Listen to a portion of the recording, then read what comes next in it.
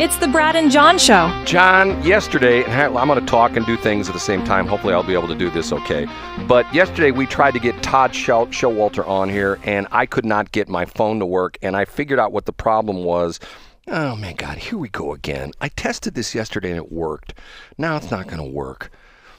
Can I pretend to be a cartoonist? No, hold on. Here, I think I might have gotten. Okay, I tried to get Todd on the phone here yesterday. When I do my interviews, I do them on my iPhone.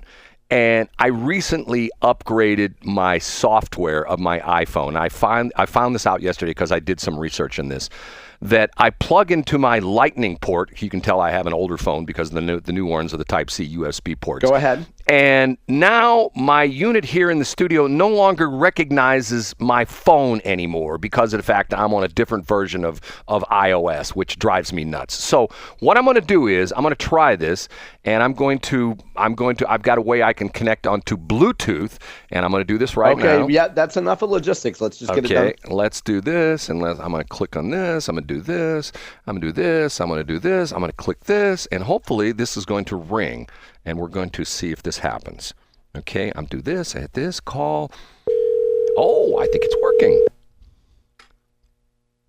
Good morning. Todd Schowalter, good morning to you. Oh, hey, can you hear me, Todd? Are you there? Yeah, do you hear me okay now? I hear you. Can you hear me? Yes, I hear you fine. Todd, I apologize about yesterday. I just explained what happened. It has to do with software updates, which I won't get into. But I wanted to have you on the air, and it's interesting.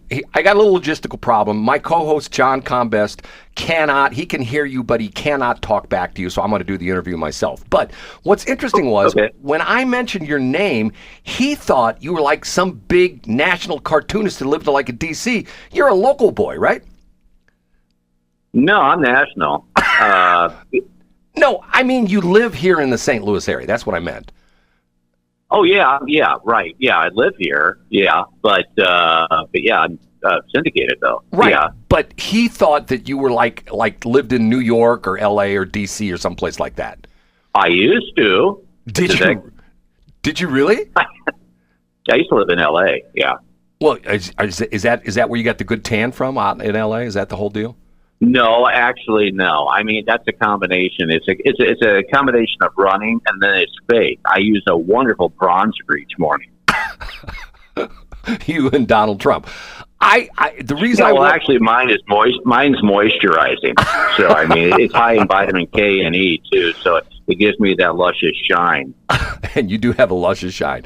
Todd, you are an incredibly talented cartoonist, and obviously you have a very conservative bent. How did you get into this? As far as the cartooning itself, or as far as the conservative side? Well, first off, yeah, as a kid, were you always drawing cartoons? Is this something new, or have you done this for a long time?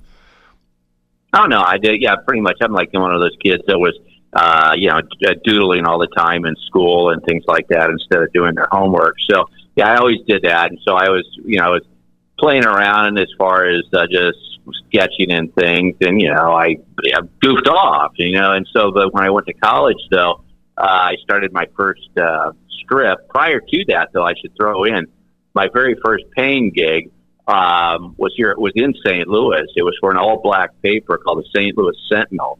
And they actually hired me when I was 12, 12-year-old little white kid to draw their editorial cartoons. And I just went in and asked them if I could do it, and they were nice enough to say I could.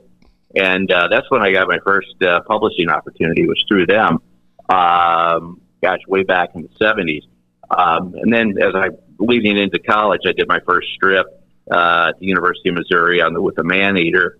And things just kind of went from there. I mean, professionally. I mean, I started my studio back in 1989 after a gig in advertising. I moved back to St. Louis to be with an ad agency, and that kind of went south. And so I started my studio, and I've been doing it ever since. Now, and your political leanings, you are actually a very conservative Republican. Is that safe to say?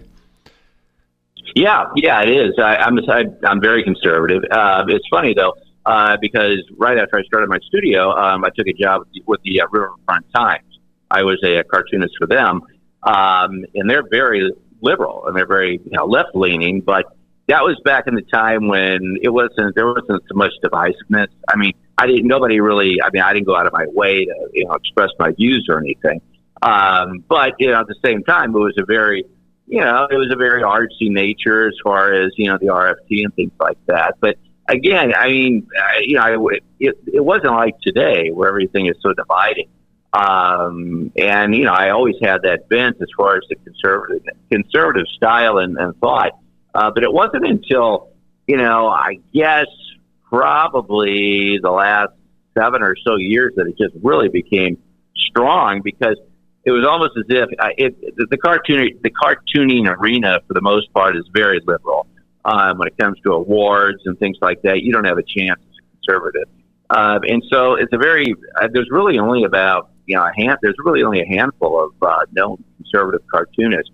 And so then I ended up getting my stuff out, and Salem Media picked me up, and then they started syndicating my stuff back in 2022, and from there on, I mean, that just kind of stuck. So as far as being a right-leaning, conservative political cartoonist, I mean, I've been doing this for over 36 years. But as far as being just, hardcore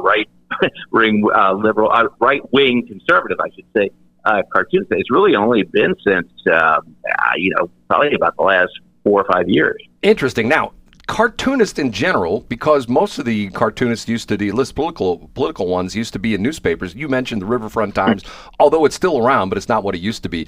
Is there a market for you guys anymore? I mean, is that market changing? It's a great question. That's a great question. It's dying. I tell you, I mean, the thing, anybody that's in print cartoon, if you're a print cartoonist and that's your only go-to, it's a dinosaur. It's a dying breed. And you've got to shift. And you're right. I mean, all my stuff it used to be in newspapers, magazines, things like that. Now those really, a different era, so to speak. With everything becoming so electronic and digital now, you've really got to shift. And right now, I'm still in some print publications, and so that's still out there just for nostalgia to see that. But almost all of my work now is digital. I mean, so whether it's on websites or whether it's distributed electronically through emails or newsletters or things like that, that's really where the market is. And a lot of cartoonists are having a hard time making that shift. I mean, because you have a lot of old school. You got younger breeds coming up where that's all they know now rather. And what's kind of neat about it, though, in some ways, you kind of got to adapt to it and you got to accept it, because back in the day, like when we all first started, you had your small little panels and your strips that would work by newspaper guidelines, where now you have a full screen to work with. So you're kind of like, it's a different type of medium. And I kind of like it, to be honest with you, because there's a lot more on your palette to work with. But yeah, as far as the cartoonists themselves go, unless you're willing to shift and almost find a niche, like any other industry, they're really struggling. They have a hard time. And a lot of people ask me, and I'll just shut up if you want me to, but a lot of people ask me, why don't you do stuff more mainstream or more middle of the road and not, upset anybody? And I really don't try to upset anybody. And you can do that, but at the same time, you're just one of everybody else. If you're really going to find your target as far as where you're going to make your income, you really do have to find a niche right now. And mine fell into conservative, right-wing political cartooning, which is something I didn't intentionally do. It just kind of happened 4 or 5 years ago. Interesting. Now, if people want to see your work, how could they take a look at it? Well, there's several ways. I mean, my website, my company is Todd Schowalter Productions, because we do animation as well. Just go to Todd S. Prod. It's TODD SPROD for Todd Schowalter Productions .com, and that's the site. And then I also have StudioTodd.com, which is just solid cartoons. So I got a couple of ways you can check it out, but my main studio site is Todd, TODDSPROD.com. And then you also I'm out there. I mean, you can see, I mean, I'm in, like I said, I'm all over as far as different, websites, online publications and things like that, all over there, actually all over the world now. Interesting. Now, and once again, you're a local guy, live out in West County, and you also do a radio show on another radio station, and I will give a plug for that station, News Talk STL. You're on both Saturday and Sunday. What times on Saturday? Yeah, it's the Right Mind Show. It's on Saturdays at 5 and Sundays at 2, and that also, as you know, News Talk is a right-wing conservative station, and we try to, my motto is we're trying to put the fun in our dysfunctional world. So we try to lighten things up. I mean, it's still, conservative for the most part, but it's not, hardcore, extreme politics or anything like that. We try to add some fun to everything just to lighten it up. And that's even what I'm doing with the cartoon. I just wish everybody could get along a little bit more than we do right now. That's when it's on. It's 101.9 and 94.7 FM on Saturdays and Sundays. And you're invited on, by the way. I know the last show that you heard me say, if you haven't been on, it means I'm mad at you. But I love you, man, because you're my disco buddy, okay? And by the way, you gave the wrong frequency. It's 94.1, not 94.7. That's Keishi. But I want to see if you're listening. Thank you. I haven't had my coffee yet. I'm still working on that. Todd, I'm a fan. I listen to your show. I look at your comics. I love them. I think you do a great job. And I'm happy to know that we have positive things here in the St. Louis area as opposed to overpriced superintendents who don't work a day and get paid $230,000 a year. How's that, Todd? Can you believe that story? I mean, what are they? I mean, I keep it. What a great gig if you can get it. Yes, I mean, it's kidding. And what they think, nobody's gonna look at it. Like, just let it go. Well, what are you talking about? I mean, it's like $250,000, and it's like this. Yeah, I mean, I went into the wrong profession. Yes, you and I did both. Hey, man, we'll talk again, and I'm sorry you still hate me. No, I love you, man. You're great because I got the disco ball out. I got my John Travolta white outfit on. I'm walking around, staying alive. I've got I did the extra product in my hair to stand straight up. So no, we got to go out and hit the clubs. Got it, Todd. We'll talk to you later. Thank you so much. All right, buddy. Take care. Bye-bye. Okay, John, what do you think? Yeah, that was really interesting. Good stuff. Well, see, the interesting part of it was that I brought up the fact that, and we only got a couple minutes. See if I can find it here real quick. I got yelled at by these people. I don't know if I can find it anymore. Maybe I'll talk about it tomorrow.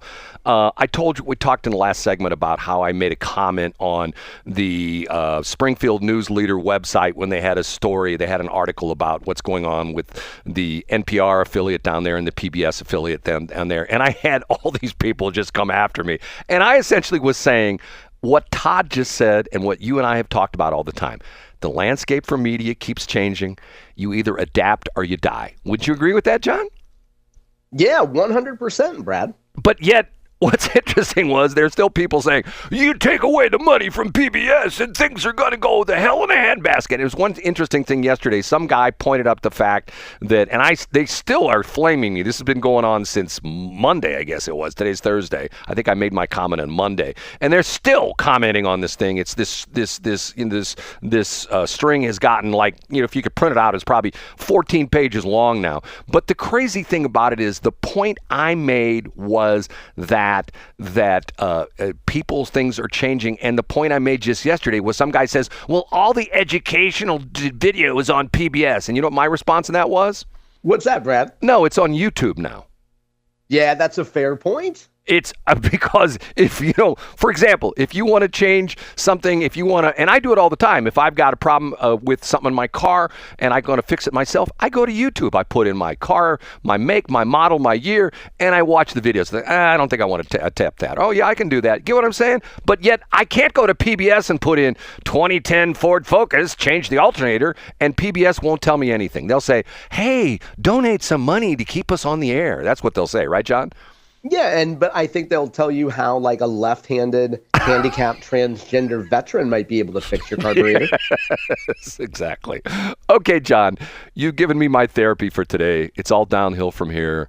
As matter of fact, I put the razor blades away, but I think I may pull them back out. I'm looking at my wrists right now. So another session. When you're going to go to Ronnie's, he's going to give you a good shave. They do that for a lot of old men that can't hold a razor steady.